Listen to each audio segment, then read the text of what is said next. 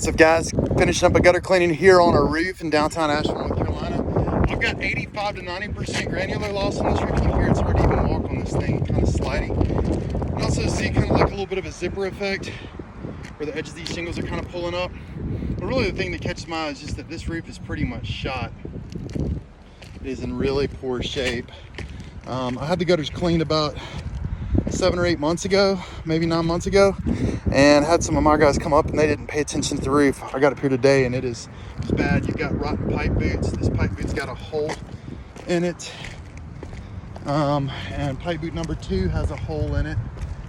Ridge caps still look pretty good. Those are going to be at the peak of the roof, so they look okay, but you know, the rest of the shingles are in poor shape. It is, like I said, 85 to 90% granulation loss. I don't feel any bad OSB, but you know, this roof is definitely due to be changed. So I wanted you guys to get a quick view on this and see what old roofs look like in Asheville. No wind or hail damage on this thing. It's just old roof, time to be changed.